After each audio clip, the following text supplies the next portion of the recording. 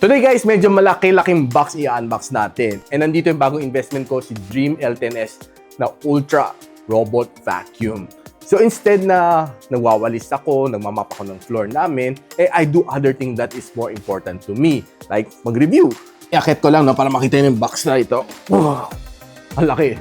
And in this video, papakita ko sa inyo kung ano nga ba laman nito, how to install, and how efficient maglinis itong si Dream L10S Ultra Robot Vacuum.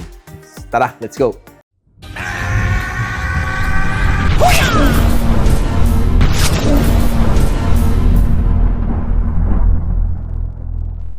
So simulan muna natin with my blade.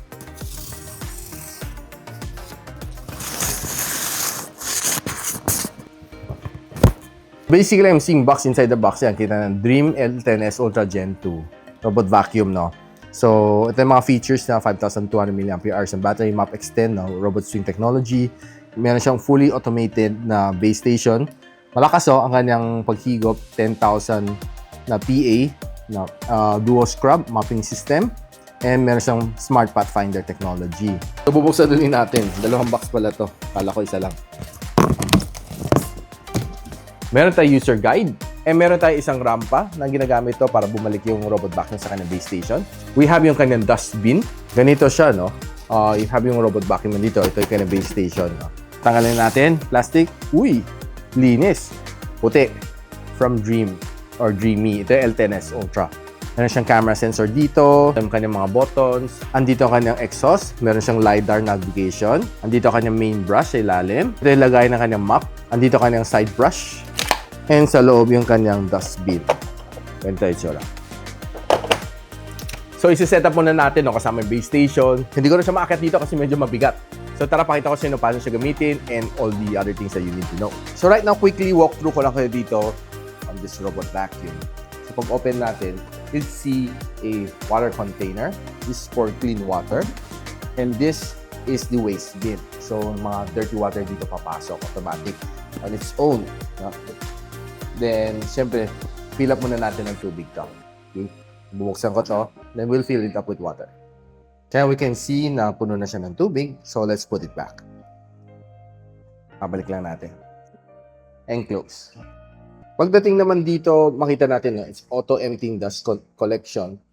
So, makita mo dito yung kanyang dustbin. Yan. I-change ko siguro once in every while lang naman ito. Or I'm pretty sure na pwede mo naman taktakin para hindi ka bili ng bili. And it includes one extra.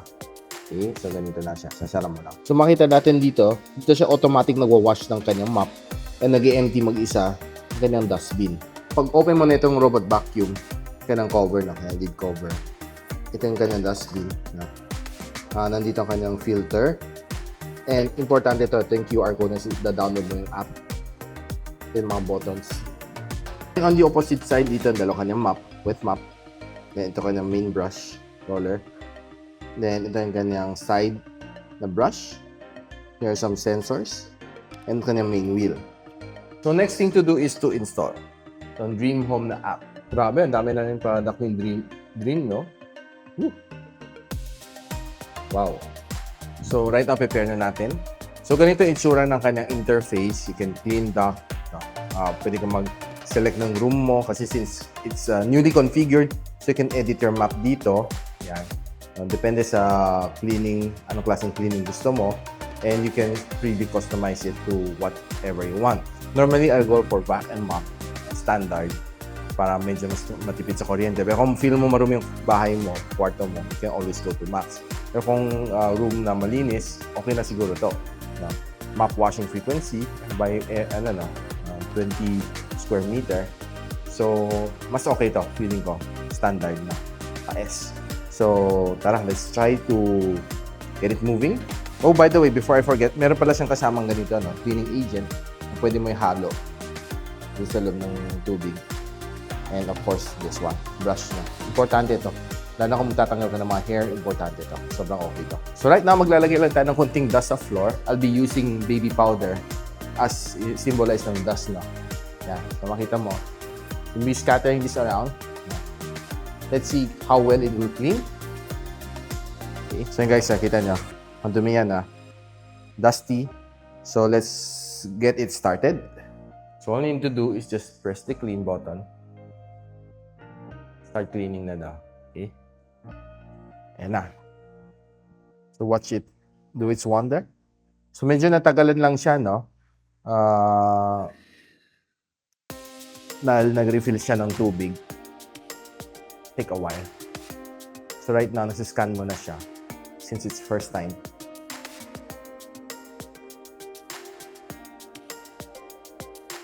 So it will start with the sides.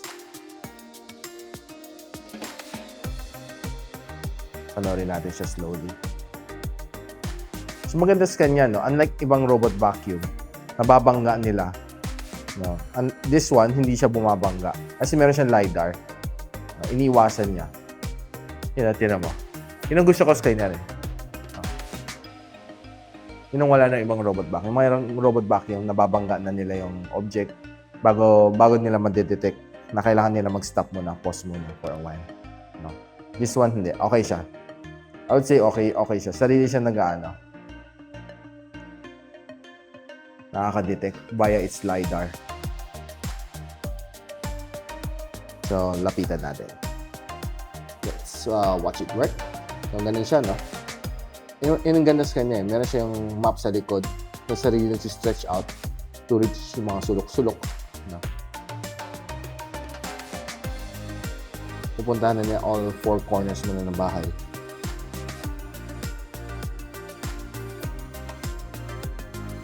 Galing, no? Nababasa niya yung kanto.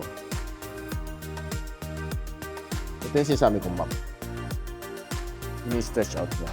Kasi retract niya pag kinakailangan. Diba? Galing.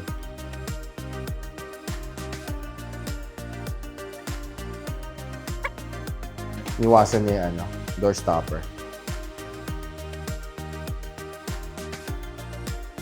I'm not quite sure kung kaya niya umakyat ng humps niya. Small humps. Yan. So, tabi ko na siya para hindi na siya gabal sa kanya. Yan.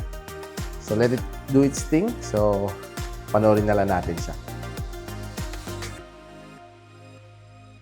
Yan. So natapos na niya all four corners.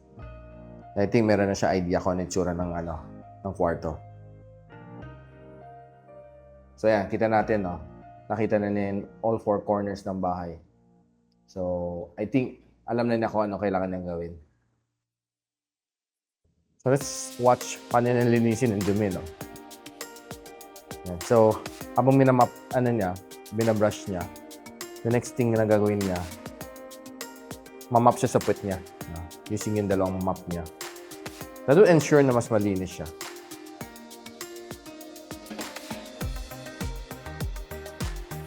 Uy, malinis yung mga dinadaanan niya. Clean. Yan. Kaya madumi yan.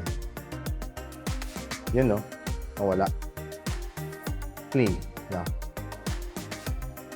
It's clean.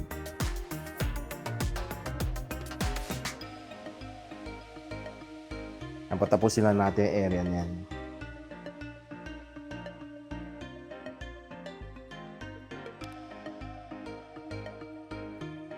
Yan, makita natin, no? Almost done na siya. Doon sa binuhos nating powder.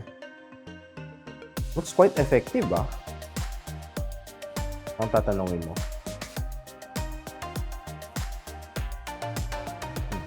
Puntahan natin siya.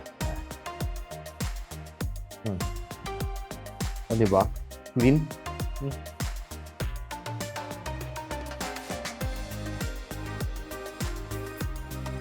It's doing a damn good job.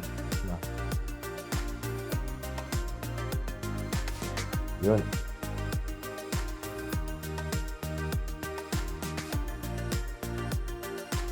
So, patapusin lang natin siya. Let's see the report.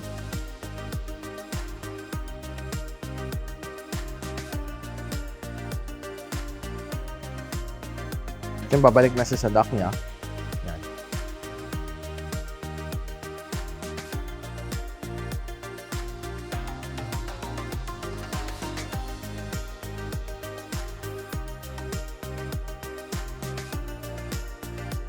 Yan. So, kita natin, no? Successful yung cleaning. It took me 13 minutes para sa 18 square meter na kwarto. And surprising, no? It used only just 3% ng battery. And nag-auto-emptying siya right now. Parang yung nagba-vacuum. So yun guys, nakita na yung ganda neto. What's nice dito sa kanya is automatic na siya. Wala ka nang gagalawin. Mag-map siya, maghugas siya ng map niya, and everything sarili na, automatic na siya. Wala ka nang alalahanin. Siguro time to time, you just have to take out yung mga dirty water, refilling water, and take out the dust lang. So after na maghugas, kita mo, dumi ng tubig. Oh. Yan. So sarili na siya. All you need to do is just throw it away. Yun lang. Simple lang buhay natin. So guys, ano masasabi ko dito sa Dream na L10s Ultra? Honestly, I'm really impressed sa kanyang function, no? Instead na me mopping, medyo mas inefficient kasi ito, may vacuum to, plus nagmamap din siya. It definitely gives me more time and to play with my family, to do all the things that I need to do at home. And yeah, definitely, pwede mo siya i-set anytime na gusto mo siya patakbuhin at any point of the day. Pwede mo siya i-schedule, and maganda sa kanya, sarili siya naglilinis ng kanyang dustbin. So guys, kung gusto mo malaman kung saan pwede mabili ito, I'll post the link on the description box below. And if you like this video, don't forget to share it to your friends. And a quick sub is definitely awesome. I'll see you in my next video. And so, ako para si Richmond, and you're watching Gadget Sidekick. What's up? Like and subscribe to my channel. Don't forget to hit that notification bell. For one of my latest uploads, click the dito. And for one of my popular uploads, click here.